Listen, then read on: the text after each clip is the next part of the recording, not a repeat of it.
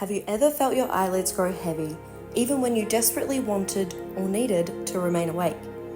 Maybe you were cramming in some overtime, or maybe you were just on the couch watching your favorite TV show. Generally speaking, these are low-stakes situations. But now I want you to imagine that the overwhelming urge to sleep takes hold, but you're working overnight. Maybe you're injecting a patient, or maybe you're operating heavy machinery. Suddenly, the risk for yourself and others increases dramatically. This is the reality for many shift workers. But what if I told you there was a simple, accessible, and cost-effective strategy that we could implement overnight to reduce fatigue and sleepiness? We propose that strategy is physical activity.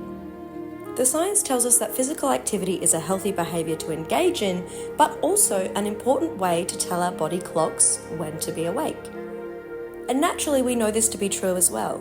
We feel energized after physical activity if it's not too intense, and we tend to move around when we need to keep ourselves awake.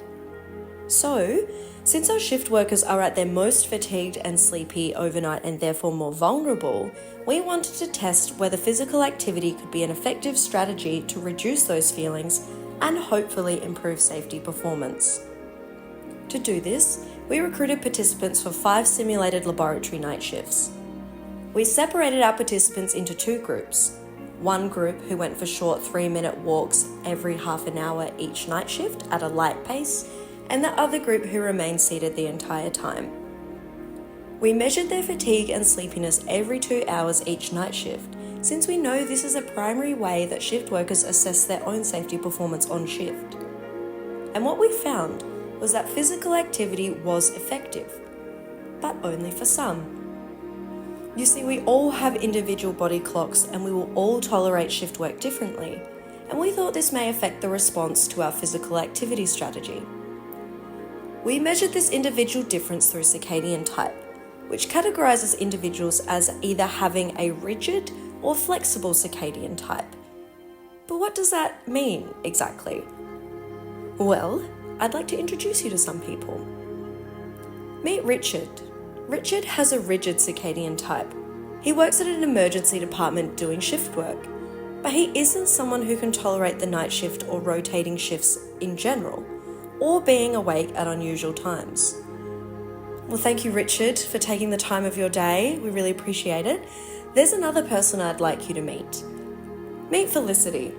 Felicity has a flexible circadian type. She works at a construction site also doing shift work, but unlike Richard, she doesn't mind doing night shifts, and she can tolerate being awake at unusual times. Fantastic. Thank you so much, Felicity, for coming. We really appreciate it. You see, we had individuals like Richard and Felicity in our study, and what we found is that for our participants like Felicity, who can tolerate being awake at unusual times, our physical activity strategy had no effect on fatigue and sleepiness. And in fact, when they remained seated, they had the lowest fatigue and sleepiness of all of our groups. And what we think is happening here is that our participants like Felicity are already tolerating shift work better, and so the physical activity strategy might not have been the best fit for their needs overnight. Instead, if we wanted to try to have the strategy work for them, we may need to explore a higher intensity, a longer duration, or perhaps a combined approach with another strategy. But our most significant findings came from participants like Richard, who aren't tolerating being awake at unusual times. The physical activity dramatically reduced their fatigue and sleepiness, but when they remained seated, they had the highest and worst fatigue and sleepiness of all of our groups. And what we think is happening here is that our participants like Richard are already feeling more fatigued and sleepy in general overnight, and so they stood to benefit more from the alerting boost that our strategy provided. So, in summary, brief, light-intensity, consistent physical activity was beneficial at reducing fatigue and sleepiness overnight in rigid types under laboratory conditions. And so the next steps are to explore the feasibility of this strategy within the field.